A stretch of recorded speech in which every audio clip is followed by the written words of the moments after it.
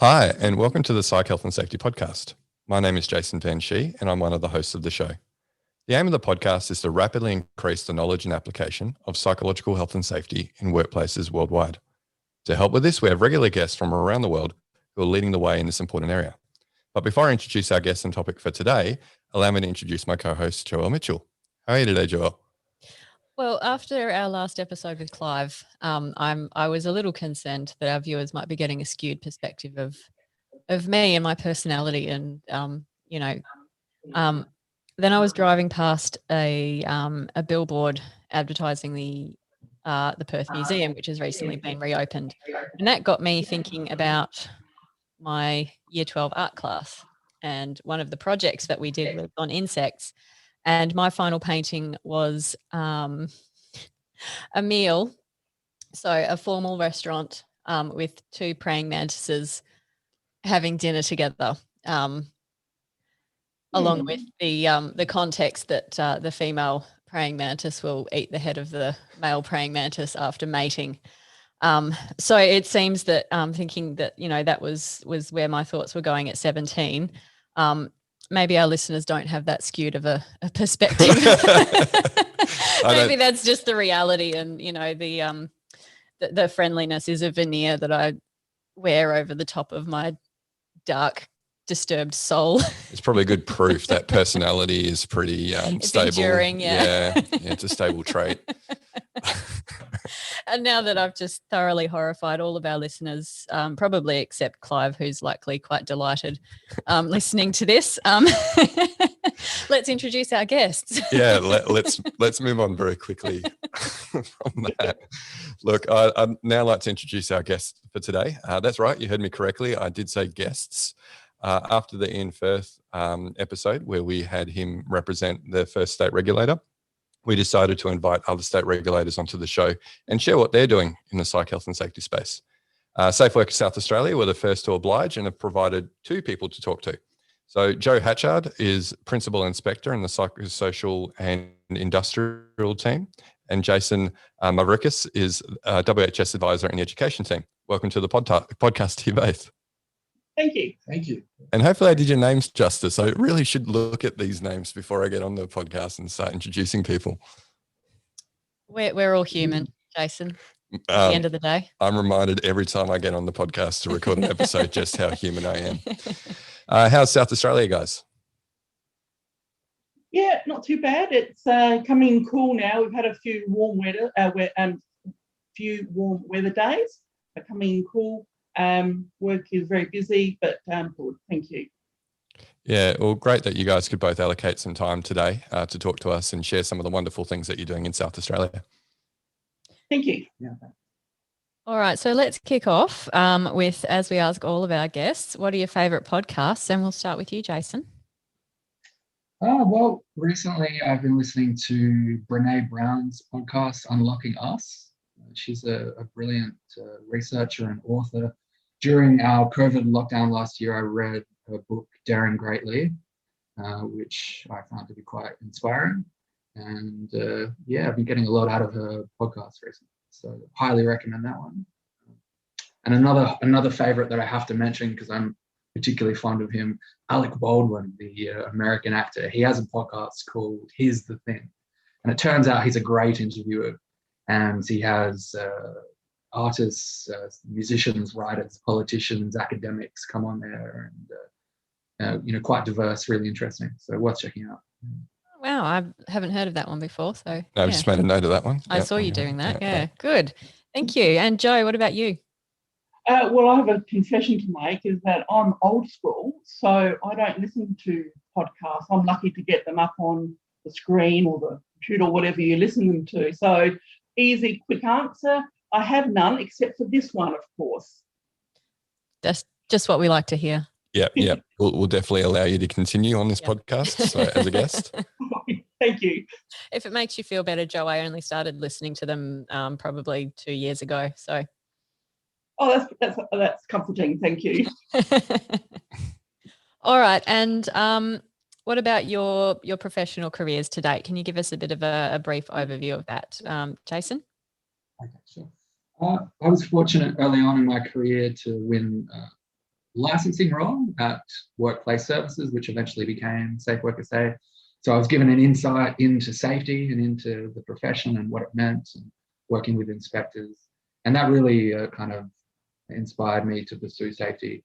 And so I left and did some further study and worked in a number of different roles at the Royal Adelaide Hospital in their safety team. I was in New South Wales at the resources regulator there as a mine safety investigator, returned to SafeWork SA as an inspector, and now on the education team. So, yeah. Wonderful, thank you. Yeah. And for me, again, at old school, I've been around in the government for longer than I care to admit. Started as a basic grade clerical officer, got involved right from the beginning in the occupational health division, and that's where I really formed a liking for occupational health in those days. Graduated over to industrial relations when SafeWork SA was still investigating underpayment of wages claims for the whole of the state. And when the Fair Work Ombudsman took over, my interest peaked in to be able to get involved in the work health and safety side of the business, including industrial relations. So from my perspective as a psychosocial and industrial team, we manage both the psychological risk complaints that come into SafeWork SA, and we also deal with the remaining long service leave industrial relations type inquiries. So been around a long time, and I love the work that I'm doing at the moment. So two very long-serving public servants there, which is fantastic. I've 9 years in public service before I came here, and I did also find it incredibly rewarding. So good on the both of you for sticking with it and contributing to the betterment of our society. Yeah, thank you. Yeah. So, obviously working in two different teams at the moment. Jason, you're on the education team. So how does the inspection team and the education team to work together at SafeWork SA? Well, we work collaboratively in a number of different ways, and I find that the work that we do complements the work of the inspectorate in terms of their focus primarily on compliance and enforcement. So, for example, there's a proactive compliance campaign underway currently that the psychosocial and industrial team are undertaking. And in preparation for the campaign, industry is notified in advance, and our advisory service team is mentioned in that notification, and noting the availability of the service. If they wanted to come to us and seek some information, advice and support, we can work with those businesses in advance of the inspector attending site and carrying out an audit, and we can help them review an existing safety management system or develop and implement a new one.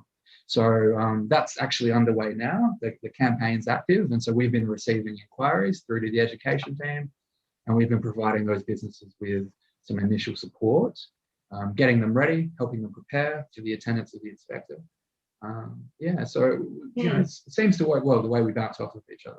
Yeah. And so where, as inspectors, where we identify a gap in their knowledge or the information that they do have on board, we do make a suggestion that they contact SafeWork SA's advisory service, and that's either through the help centre or through the advisors that Jason's part of. So we do work very closely together, and in a collaborative approach.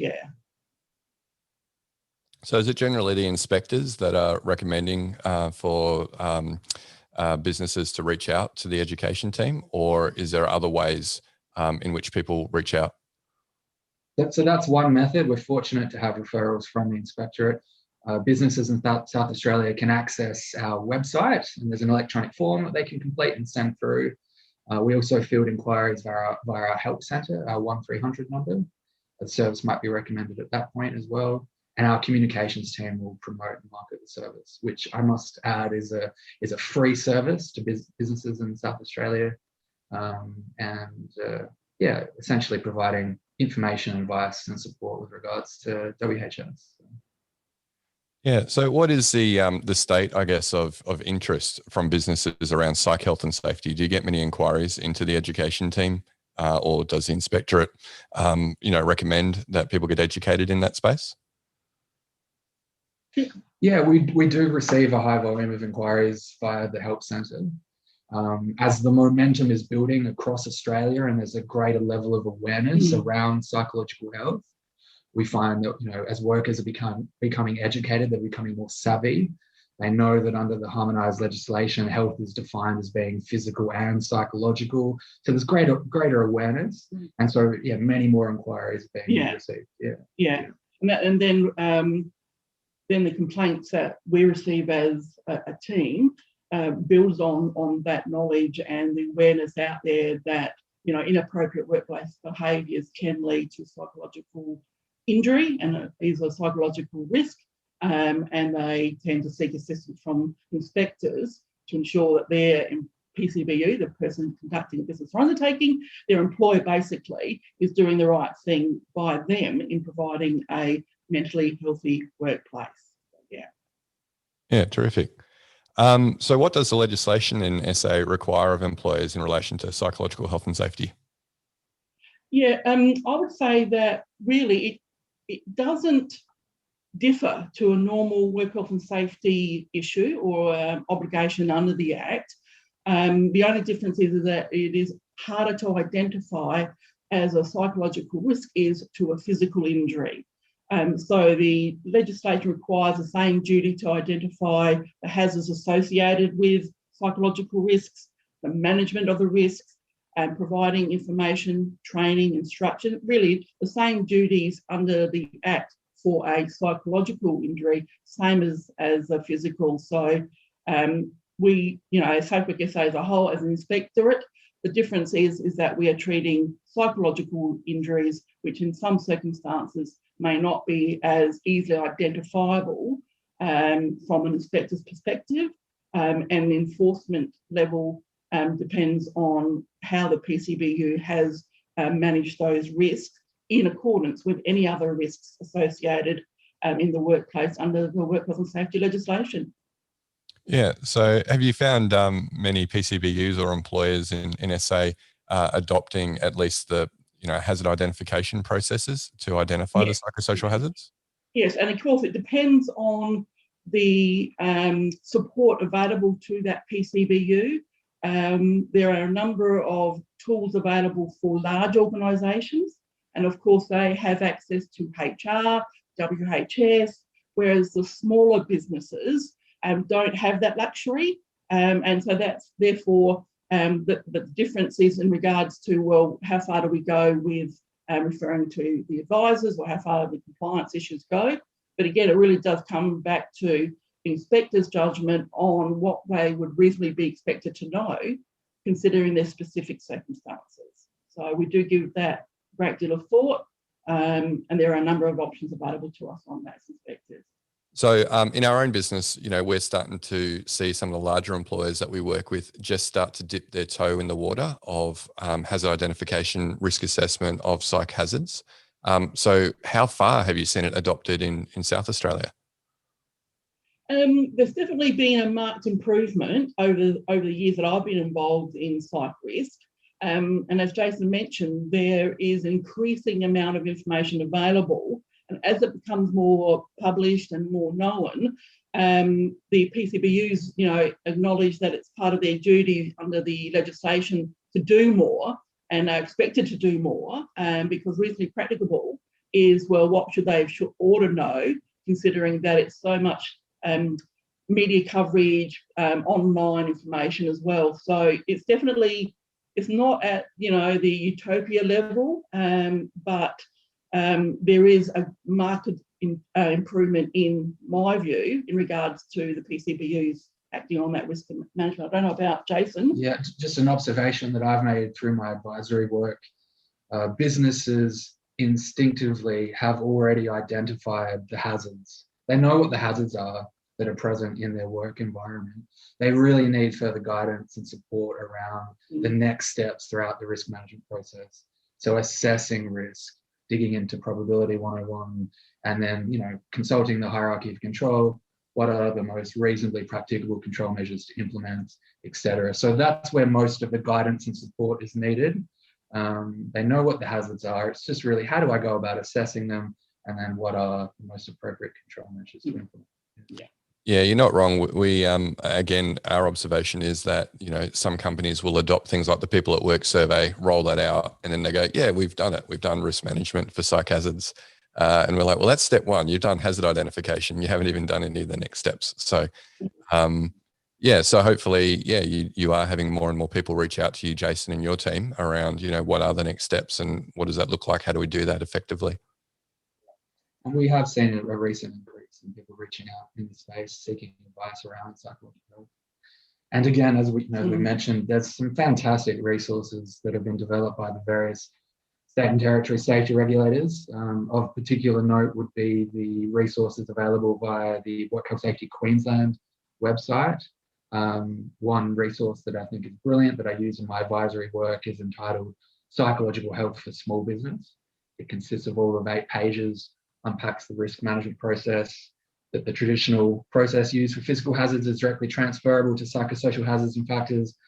And then it has some really useful guidance around do's and don'ts, so practical tips on control measures. And that actually links into another resource of theirs, which is a template on for psychosocial risk assessing. So that's a great place to begin in terms of particularly smaller businesses wanting to understand more about psychological risk. Yeah, funnily enough, Angela Martin's episode that came out on Monday this week directly talked to small business, but we missed that resource, so we'll have to link that in the show notes of this episode. Yeah, but I agree. Workplace Health and Safety Queensland have some great resources in this area. Yeah. So, can you describe a little bit what the role is of SafeWork South Australia in regulating psychological health and safety? Yeah. So as South Australia's Work Health Safety Regulator, we take receipt of psychological risk complaints. And just to unpack that process a little, most of the time we receive inquiries from workers via our help centre, so our 1300 number, and they will speak to one of our information officers and they'll outline a particular scenario that they're facing in their workplace. And it may centre around a number or a combination of psychosocial hazards and factors. So we look at and provide advice around, could be high and low job demands, low control, lack of role clarity, poor organisational justice, a lack of recognition and reward, etc., exposure to violent and traumatic events. And so they may be factors present in the work environment that are feeding into an instance of what is perceived to be bullying behaviours taking place. So we'll provide advice on that. We'll unpack all of the key terminology and provide some guidance in that space. And we'll make it clear to the potential complainant as to our role and what we can and cannot do. And then we will advise the worker that if they wish to proceed, they can complete the complaint form, which is available on our website, or we might provide it to them, complete it, submit it to us, and then that will come through to our psychosocial and industrial team.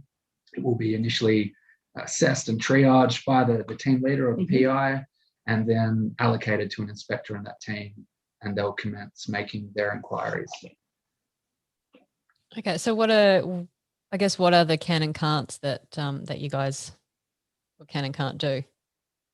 Yes, when we make contact with the complainant, we are, as Jason said, we do identify what the root causes of their complaints and provide them with advice that our roles as inspectors within the regulator, being SafeWork SA, is that it's not to provide them with an apology, with a compensation, with the dismissal of the alleged that they're making the allegations against.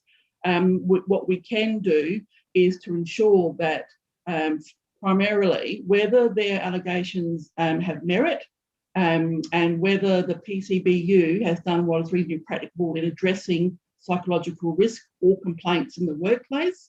And it's strictly in line with the Work Health and Safety Act and doesn't include issues such as interpersonal conflict. We can't be the umpire of that. It is strictly in line with, has the PCBU met the obligations under the Act, and or have workers breached the Act by their acts or omissions in causing a psychological injury to a worker. Yeah, so we do try to manage the expectations of the complainants right from the get-go, because again, some are seeking outcomes that we cannot provide as inspectors under the Act. It just doesn't allow for us to do that. Yeah, and my own experience is that people can get quite frustrated with, you know, the limits of what a safety regulator can actually do about their situation and their complaint. And, you know, from an inspector's perspective, it can also be quite frustrating when you can sort of see evidence that, you know, something's not right, but it's outside of your legal arena to actually be able to do anything about it. So, the expectation setting is a really key component of that process. And I think also knowing who you can refer them on to as well. So whether it's referring them on to the SafeWork Ombudsman or somebody else like that. So sort of having a bit of a broader understanding of the industrial relations environment outside of the OHS legislation is important for regulators as well. Yeah. So Jo, can you take us through what an inspection process actually looks like? So once you've decided, yes, we need to inspect this, we've got sufficient information that there's potentially a problem, what happens next? Right, primarily, the first step that we do is we ensure that the complainant is aware, again, of what we can do, what we can't do, and then we confirm with them their allegations that they wish us to put to the PCBU for response, and we determine whether it fits within the definition of bullying, whether it is what Jason was saying, a psychosocial issue of high workload, low control, etc. And we go through the process with them in regards to the options available to them for SafeWork SA to proceed, and in regards to contacting the PCBU, because under the Act, an inspector can't reveal information without authority from that person. So we seek right from the get-go their approval, the complainant's approval, to contact the PCBU to raise their allegations. So once we've got that, then we do make contact with the PCBU, advising them that we received the complaint. And in some circumstances, the complainant may choose to remain anonymous, and then we treat it as a general work health and safety compliance issue. And we believe that we understand that we received a complaint about psychological risk. The PCBU goes, whoa, who's it from? I want to know. In regards to that, we say, no, it's an anonymous complaint. It could come from anyone. And we go through the allegations that they've made.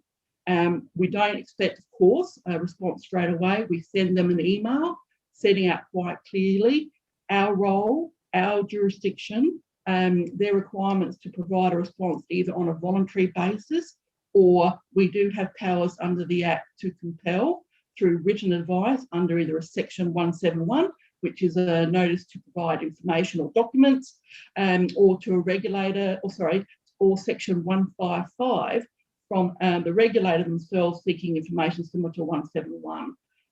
So we provide the PCBU with an opportunity to respond to the allegations if they were made aware of the allegations. If they were, what action within their own work health and safety systems did they take? Did they investigate? How was that investigated? Were witnesses spoken to? What was the outcome? All that sort of information is gathered from the PCBU. What policies and procedures do they have in place? Show us evidence of that. What training have you been providing to your workers? Provide evidence of that. Because in some circumstances, the PCBU will have all the bells and whistles for a policy or procedure, but only show it on induction and no longer considers it further, and it can sit on the shelf gathering dust. So the Act requires the PCBU to provide ongoing training, supervision, instruction. And if there are gaps in that training, we do have the ability to issue compliance notices to get that training up to speed. And then in some circumstances, we may find that the allegations lack evidence that we need as a regulator to prove beyond doubt. However, the systems are in place and we are satisfied that they've utilised and also consulted with staff and training, toolbox meetings, etc. And then we report back as much as we can to the complainant on the outcomes of our investigation. And again, we are still bound by the confidential provisions of the Act.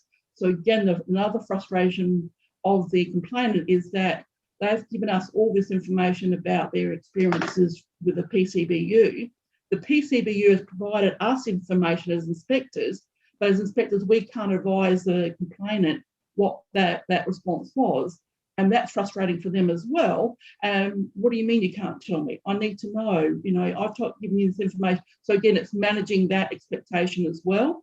And we do that through the initial stages, as I mentioned, but also during follow-up conversations with the complainant, always reminding them you won't be getting information, and sometimes it's, at the end of the day, they still ask for that information. And then we also speak with the PCBU about our findings. If there are any gaps of non-compliance, then we have the ability, of course, as I said, to issue compliance notices, get them to comply with, provide us evidence, and then sign off as and prepare the file for our team leader to consider for closure. So hopefully that gives you a little bit of idea of where we go with investigations. But yes, it can take some time, and that's also an issue that we deal with the complainant as well. So you've mentioned there that the burden of proof is beyond a reasonable doubt. Can you talk a little bit more about that?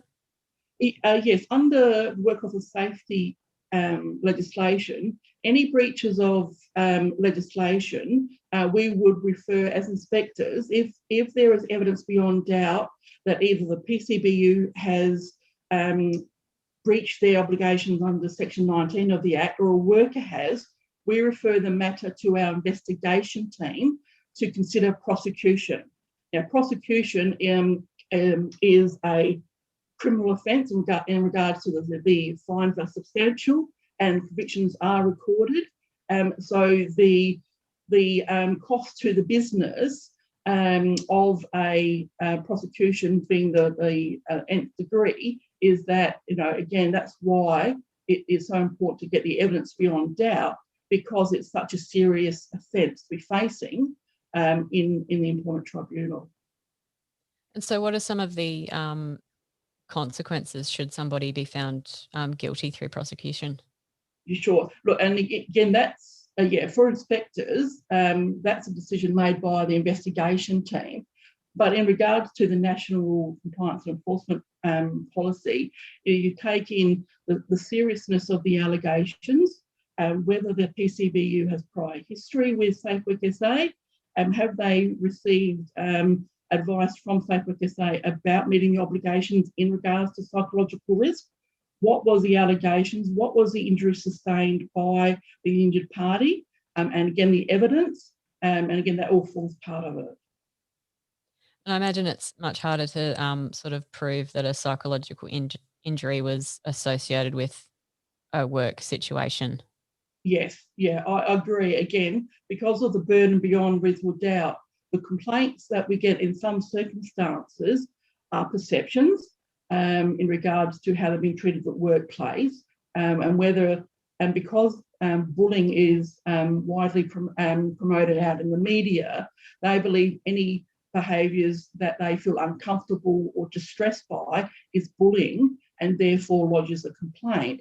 And then that's where we come in and advise them of the terms of the definition of bullying, etc. So yeah, it is very difficult to prove beyond doubt.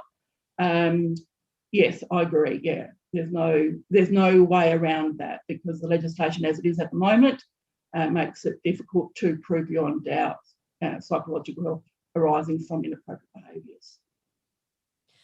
Jason, does your team have a role in sort of during that investigation process as well?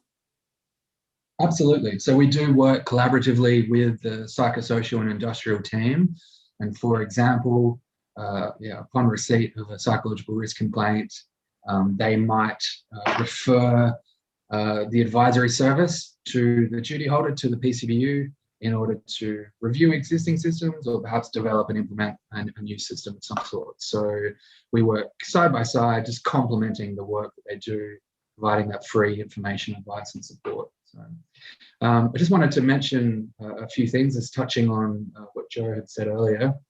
Our role as the state safety regulator, and this is true to the other regulators under the harmonised legislation, our role is somewhat limited by way of the design of the legislation, in that there is not currently a definition of bullying in the harmonised legislation, and we defer to the Fair Work Act definition, which is repeated and unreasonable behaviour directed towards a worker or a group of workers that results in a risk to their health and safety. So for it to be considered bullying as per the Fair Work definition, it must be both repeated and unreasonable, and it must result in a risk to the health and safety of the worker or workers.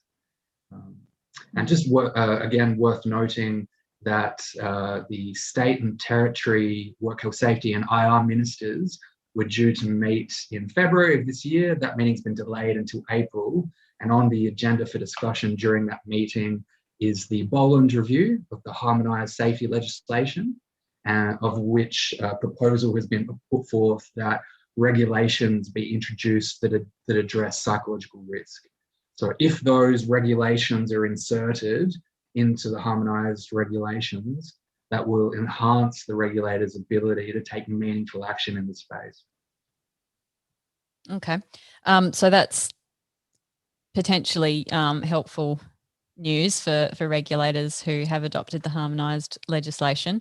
That always takes time though, doesn't it? Legislation changes, especially WHS legislation doesn't necessarily have a huge amount of political capital associated with it, unfortunately.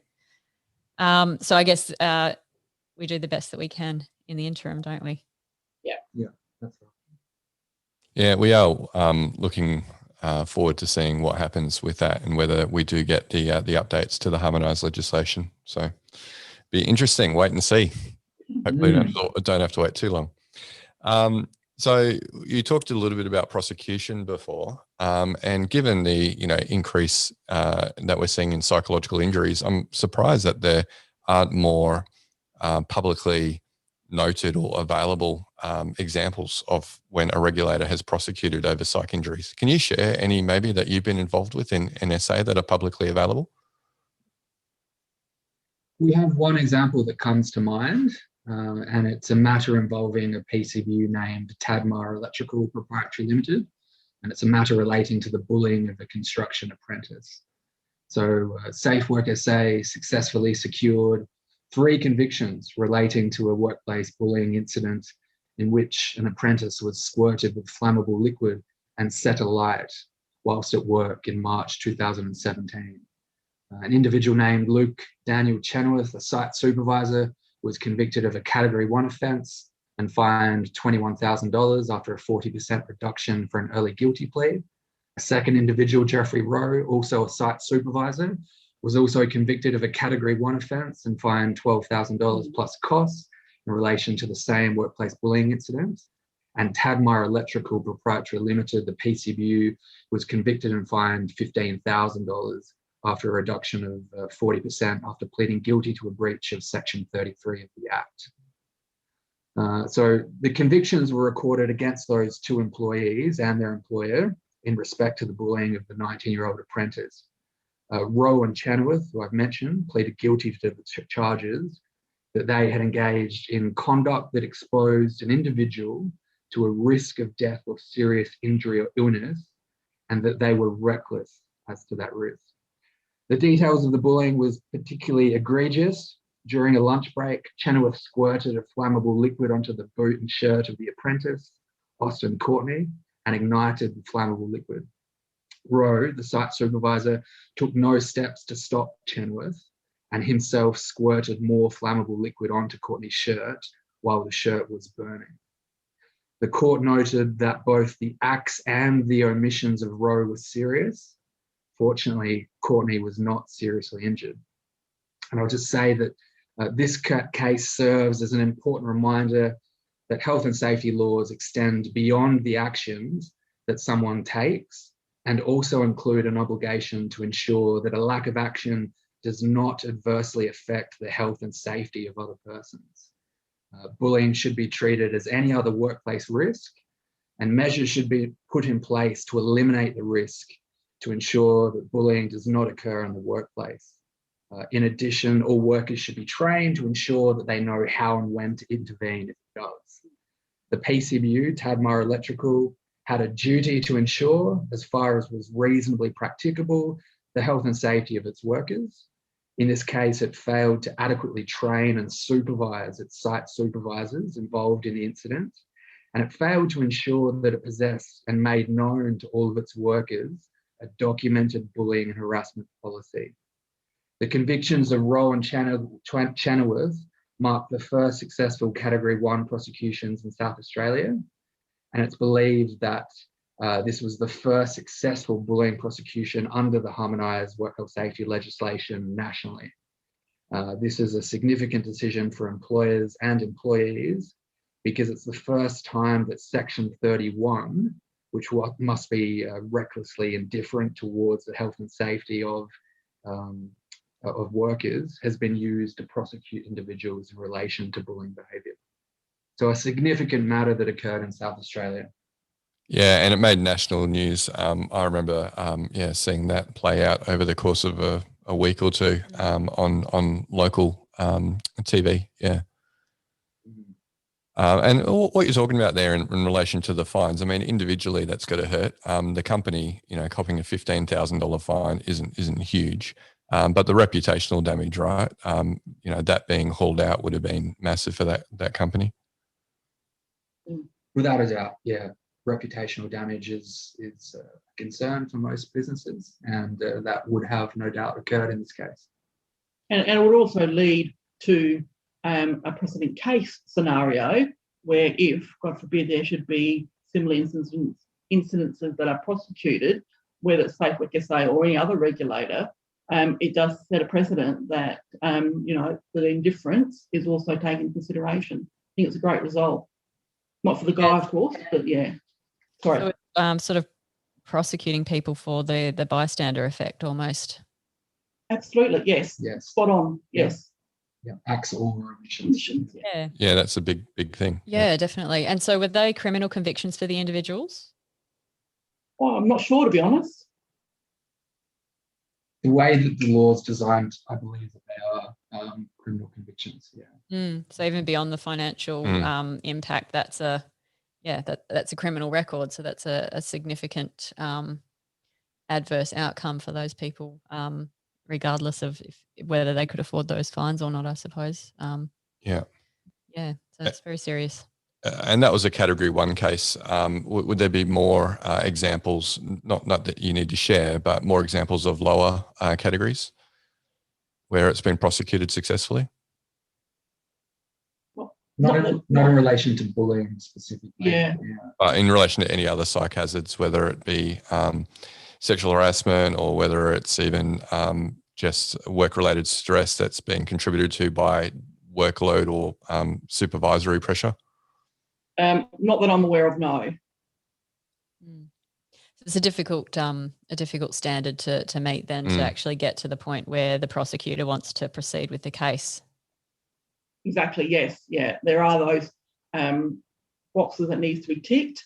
As I said before, again, the evidence available, the witnesses available, the information, et cetera, et cetera. So, yeah, there are a lot of hurdles to get over in regards because, as we said, it's a serious offence. So, yeah. Yeah. So, Jason, did your team get, I guess, an upsurge of sort of inquiries or requests for assistance following that prosecution? I can't link the outcome and this prosecution to a sudden surge of inquiries directly, but what I can say is that for some time now there has been a steady increase of inquiries received in relation to managing risks to psychological health. So, a good chunk of the requests that we receive via the website might mention psychological health in addition to other concerns that they have, and that is steady and likely to increase further, I'd say. So it is growing. And I guess this particular case was sort of a combination of probably bullying as well as workplace violence. Would that be accurate? Yes. Yep. Fair. Accurate. Yeah. Yep. definitely. Yeah, okay. So in relation to what you're doing in South Australia, then you talked about some of the resources that Queensland have available. Is there any new or exciting things that you're working on in the background around psych health and safety specifically from a regulator perspective? Yeah, absolutely. So SafeWork SA is a funding partner in the psychosocial risk assessment tool, People at Work, the new digital platform. So we're rolling out our communication and engagement plan right now, promoting it to industry stakeholders. And so I just wanted to mention that because it is a fantastic resource. The way that it's designed, it is geared up towards medium to large size businesses. It requires a minimum of 20 respondents. It's a survey-based measurement tool that looks at job demands and job resources. But one of the fantastic developments of the tool are all of the supporting resources that are available on the website. So there's a lot of excellent guidance material and information in support of businesses that want to undertake that process. So for anybody that has an interest, I suggest going to www.peopleatwork.gov.au and having a look at the portal, having a look through the resources there, and consider running the tool internally. Yeah, terrific. In addition to that, in addition to that, we're in the midst of refreshing our website. We do have some great new resources on there. This isn't psychological health related specifically, but for any small businesses that are listening that want to review their existing safety management system or implement a new one, we have a resource entitled Simple Steps to Safety, which is freely available on our website. It outlines all of the key components that make up a safety management system, and linking into that, we have generic pro forma templates that can be downloaded and modified and used as per the needs of the business. And we've also got an online electronic assessment version of Simple Steps that's hosted on Return to Work SA's website. It's a Simple Steps self-audit tool. And that's just a new digitized version of Simple Steps. And that would be a useful process for a business to undertake, to carry out an honest self-assessment of where they are in terms of their safety journey. And then that will generate an action plan and provide some further guidance. So that's a really useful resource to small businesses. Yeah, terrific. And we'll link that to that in the show notes as well, so that people can find that easily from the podcast. Yeah, great. So we've talked a bit about, I guess, what you do at SafeWork SA and the inspection team and the education team. Talked about some of the challenges, some of the cases that you guys have worked on and prosecuted. What are some of your hopes for the future of psychological health and safety in South Australia or Australia more broadly? Okay, sure. Yeah. Look, I'll offer a response just based on some observations I've made during my advisory work. I would highlight the continued importance of considering interpersonal skills and soft skills during the recruitment for particularly supervisory and person management roles. It's still true to say that we recruit primarily based upon an applicant's technical abilities, their perceived competence, experience, etc., but still too little consideration is given to the whole human, their ability to relate to their subordinate workers, to show compassion, to effectively performance manage a worker, to provide constructive feedback, etc. And importantly, once we recruit those people to those roles, to provide them with sufficient ongoing information, training, instruction, and possibly supervision if required, but predominantly training, given the nature of that role. So, and the reason that I mention this is because there is a direct link, I believe, between our current recruitment practices of supervisors and people managers and the types of psychological risk complaints that we receive. Joe mentioned this earlier, in that many of the psych risk complaints that we get are a matter of a subordinate worker being performance managed, wrongfully believing that they're being bullied, when it turns out a lot of the time, not always, but a lot of the time, it's reasonable management action being taken in a reasonable way. the supervisor or the manager is lawfully performance managing that worker and providing constructive feedback on their performance. But perhaps due to a lack of interpersonal skills or training, they've handled the process poorly, and thus the subordinate workers that believes that they're being bullied, and then eventually we end up getting a psychological risk complaint. So that's one area, and I've spoken to HR practitioners that concur with that observation, and I think that's something that we can certainly improve on. Yeah, and Jason, Clive Lloyd, whose episode will come out in the same week as this one, also gave something very similar. In fact, his recommendation, if I remember correctly, was to hire less sociopaths, or like less line managers who are sociopaths. But I think teaching those soft skills right is really important. And it's hard to teach empathy to a sociopath in particular. But having the soft skills and the empathetic response, particularly when you're going through something tough like performance management, I think you're correct. It's very important for line managers to have. Yeah. Sorry, you were going to mention another thing as well, Jason. Absolutely. A few other observations. In my advisory work, there's often a disconnect between the PCBU safety management system and the safe systems of work, and how those systems are actually implemented on the ground. The systems rarely reflect the reality of how work is being performed. So that's an ongoing issue that we see across all industries. Another observation would be an over-reliance on employee assistance programs as a first line of defense against risk to psychological health of workers. EAPs are limited by their design. They're often issue specific, so you're entitled to perhaps 3 sessions per topic, and there's rarely a continuity of care with the helping professional, the counsellor or the psychologist, in that in the first session you might see one individual, and the second another, and then the third somebody else again. And in order to develop that therapeutic bond between the worker and the helping professional, continuity of care is important. So look, EAPs do play a part, and they can and often are be effective and useful, but they shouldn't be solely relied on. You might complement the EAP with other proactive preventative programs, perhaps a peer support program running aside simultaneously, concurrently with the EAP. So that's just one observation. And look, just quickly highlighting the continued importance of consultation. Meaningfully engaging with workers when we develop these safe systems of work and processes, seeking their input, considering their feedback, and then considering incorporating that feedback, empowering the workers, because they're much more likely to comply and to follow safely these safe systems of work if they've been involved in the development of them. And again, just finally, I want to highlight the continued importance of senior leadership commitment. Having senior leaders in the organisation, executive managers, etc., walking the talk, meaningfully engaging with workers, demonstrating best practice, and continue improvement and adopting a growth mindset. So an essential component in safety. Yeah, you surely haven't been listening to this podcast, Jason. There's a lot of from our songbook. Yeah, a lot of shared sentiment there, mate. What about yourself, Joe? What are some of your hopes for the future of psych health and safety?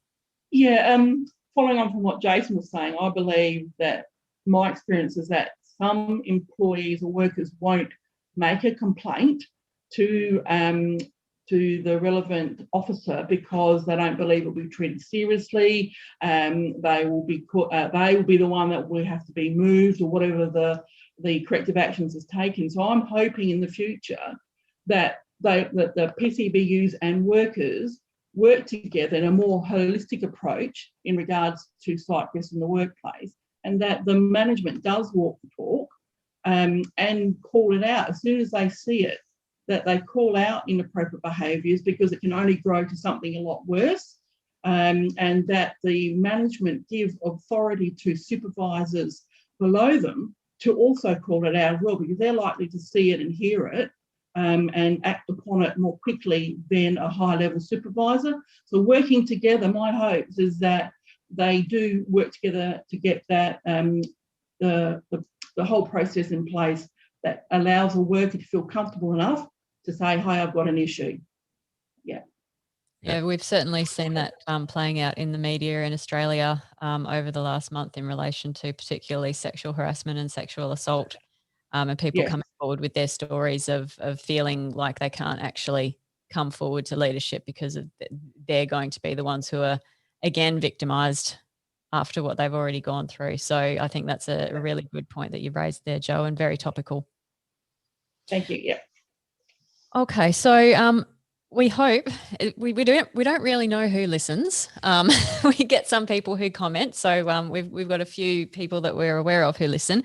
We hope that we've got people in our listenership who are aspiring to work in this field of psych health and safety, and we would love for any words of wisdom or advice that you guys would like to share with them for entering or continuing work in this field. Yeah. Quickly, from my point of view, my advice would be there is a growing amount of information. Avail yourself to it. But most importantly, though, that you also take care of yourself when dealing with these matters all the time, because it could impact your own psychological health. So keep an eye on that as well. Look after yourself, and together, safety workplace.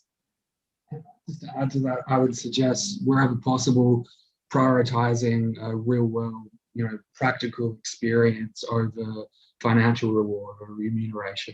If it's necessary to take a step backwards in terms of classification or a step sidewards, because the practical experience that you're going to gain is so valuable going forward, I highly recommend that you do that, because the times that I have done that personally, it's always worked out quite well for me.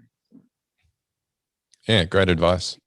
So, no, thank you both so much for coming on the show today. I know you're both very busy people, and it was really great for your employer to allow you to be on the show and share some of the stories out of SA. You really are doing some great work down there. So listeners, that brings us to the end of the show today. So remember, you can watch the video on YouTube if you want to check out the video on the Flourish DX channel. If you don't like listening to an 45-minute, hour-long podcast episode as well, we have something for you. We do have short 2 to 4 minute clips that we post on the Flourish DX LinkedIn page. So please check them out. They're a nice way to catch up with, I guess, some of the key topics that we talk about on each episode. And also, Joel and I are very, very active on LinkedIn. So feel free to reach out to us and connect. Thanks again so much, guys, for coming on. And thanks to our listeners. And we'll catch you next episode.